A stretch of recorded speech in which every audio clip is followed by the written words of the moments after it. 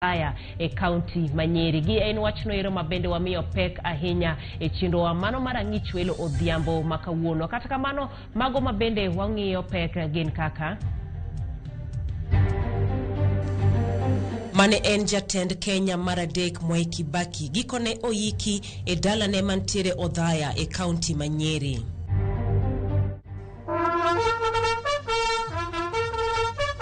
Chenro mar ik mosenindo Mwai Kibaki ota e yor nyadhi ka jolweny otelo ne chenro makamano. We made a decision to walk out of the Azimio as a coalition. Duond bura mar PAA koro olando ni odar e riwruog Azimio la Umoja One Kenya.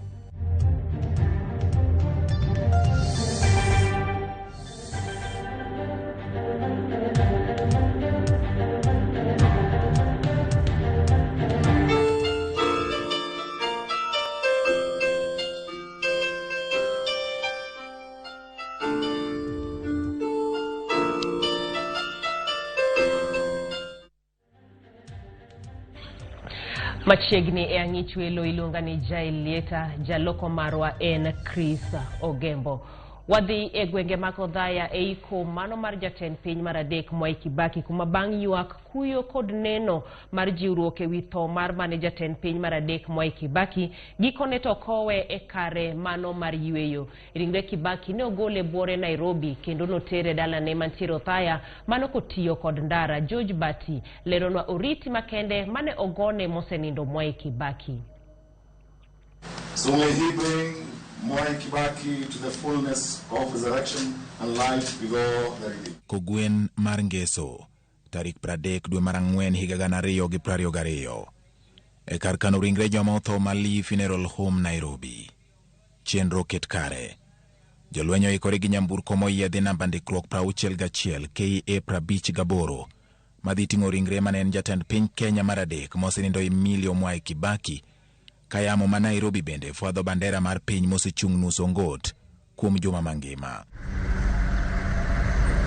Oko mar li, jolweny timo ikruok, ka obila mariemba piko mamil kaka otit mach bende ikore e genga paya. Kar sa achiel mar okinyi, ringre Kibaki golo e kar kano ringre Mali e bwo arita ka ochako wuodhe mogik kendo goyo oriti chuth ne boma ma Nairobi. Ng'wech ochomo Odhaya e county Manyeri. Pikipiki auchiel mamilo maj otit mach oketo nyamburko moting'o ringre Kibaki diere. Gimol mos ka giluwo Kenyatta Avenue kapok gimako Uhuru Highway.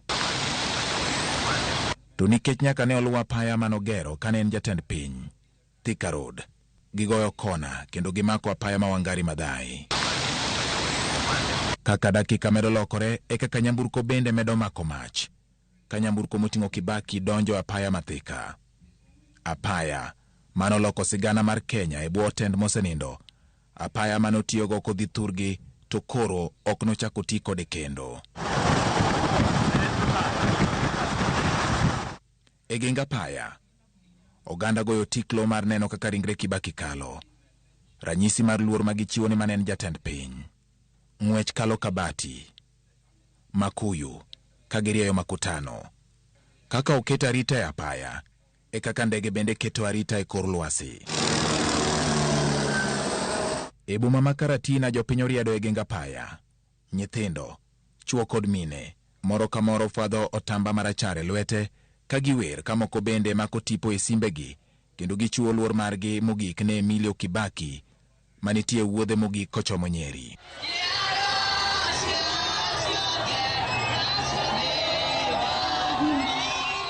Jolweny moting'o bunde kendo rwako angolo marotenge olor kendo wuotho gi tiendgi mar neno ni onge ng'at modonjo e apaya manyalo kelo masira kendo ng'iko wuoth mane ochakore Nairobi.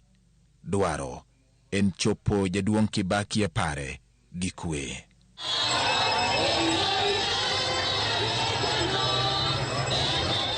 Joriembo goyo kona kendo giweyo apaya madhi Nyeri.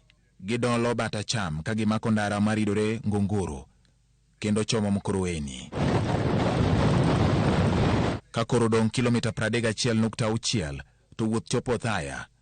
Pikipiki adek mamilo maj otit mach koro telo e nyime ka jopiny bende chiwo luor margi. bang' dakika matin 15 wuotho donjo thaya. Ringre Kibaki donjo gweng'gi. Jodongo chwo dunga mondo gichiw luor ne wuodgi. E kindeno, jolweny mane rito ringre jatend piny machon oseikore gi nyamburko ma idendo ni gun carriage. Nyamburko manyogolo Kibaki e par jot mar jatend piny nyaka lap manyayo. Ka en pangruok, bunde madhoge oting'o pala oting' kalewe ng'iyo polo. Ranyisi mar chiwo luor mitimo ne jalweny. Eka bang'e, wend piny ywak.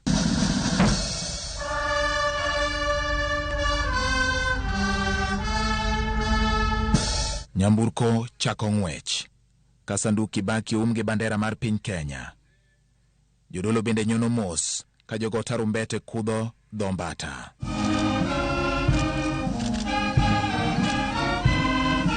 Ringre Kibaki gikone igolo kendo iketo e nyim kar lamo ka bandera mar piny Kenya ochwe bathe ma korachich, to mar jolweny mane ogole nyamburko manoting'e oket koracham.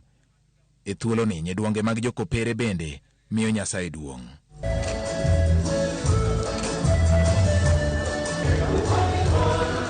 Ochopo kar sa mar tero Kibaki e kare mar yweyo mogik.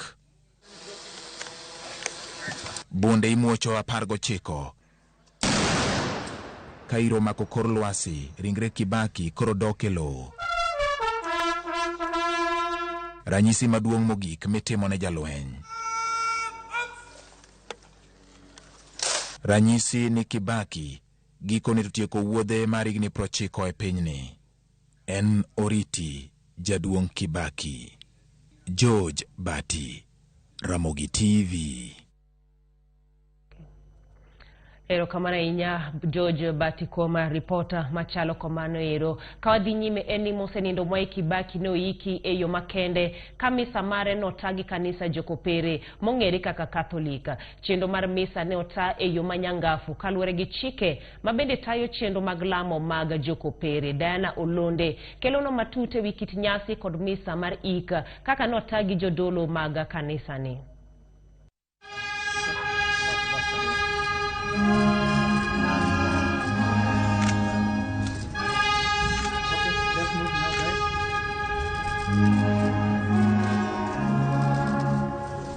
Nyasi mar wuodhe mogik manochakore tarik 25 dwe mar Ang'wen higani. The word of the Lord. Thanks be to God. Ikarod bura mamalo mapacho kae, jodolo mag kanisa kopere kotelnegi kod Cardinal John Jue nogwedho ringre ma osenindo Mwai Kibaki kendo bang'e keto ne ranyisi mar msalabe patwiye kaka yo mar paro ne oganda. Ranyisi mar mane osenindo Kibaki no yude batiso ne. As Christ went through the deep waters of death for us, so may he bring Mwai Kibaki to the fullness of resurrection. Lemo mogik kapok wuoth mochomo dhaya timore kar kano ringre mali.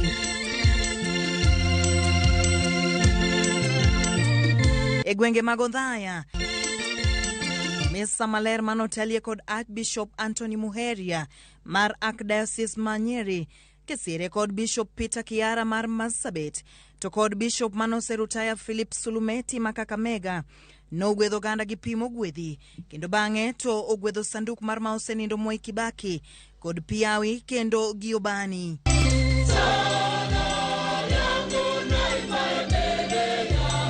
Kaluwore kod jadolo Emmanuel Okech mar kanisa kopere ma St. Joseph Milimani, magiduto itimo kaka ranyisi mar paro ne oganda batiso mar mane osenindo kaka jakopere. Seche migohe e bath sanduku mar mosenindo, wakwayo Nyasaye ni mondo chuny mosenindo odhi odonje polo kaka iro mar ubani niendi idho dhi e polo noendo.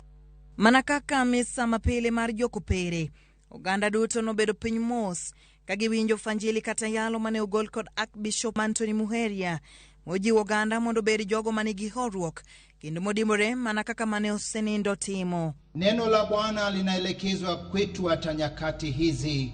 Tunaomboleza kiongozi shujaa ili sisi tuliowachwa hai tuweze kugeuzwa mwenendo na tuweze kuwa wastahilifu kuitwa wana wa Mungu.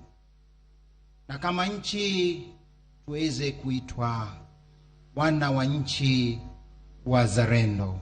Ukaristia matakatifu mainie Karmes Samimio Luor Mogik, Bishop Muheria, no tingo sao maler malo, kendo jiduto no ling, ka jodolo mamoko maneni altar, no riebar giduto kochimo sao, kendo bang'e lamo makende to jo Kristo no chamo sao.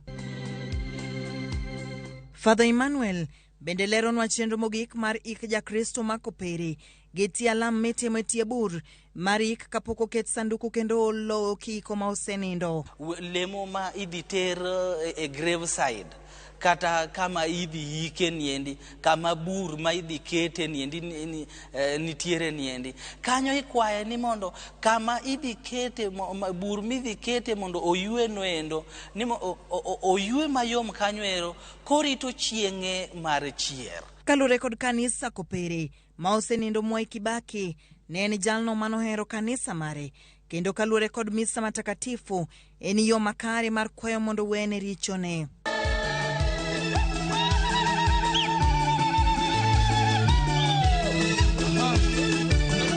Diana Ulonde, Ramogi TV.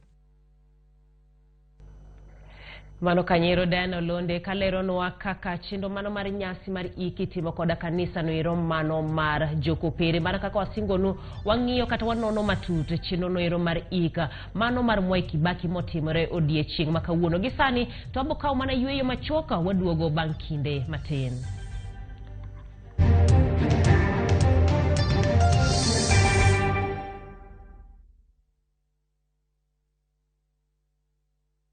Wiki hii ya Labor Day, Shabiki.com inakupa fursa ya kushinda TV za nguvu daily. Bet on Shabiki.com with 100 bob and stand a chance to win a flat screen TV. The more bets you place, the better your chances of winning. Shinda TV kishabiki. Shabiki.com is authorized and regulated by the BCLB. License number 305.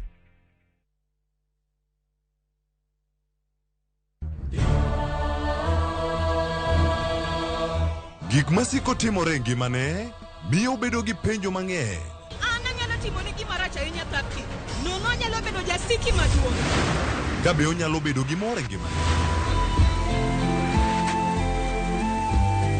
To hera ma en go kuom jode miyo temo umogi gi yore te. Ing'e ni kawuono Tapki ochako miyi ngima machielo. Akwai ni ikonywa wate. Tapki wuok tich nyaka ngeso saa 2:15 e Ramogi TV.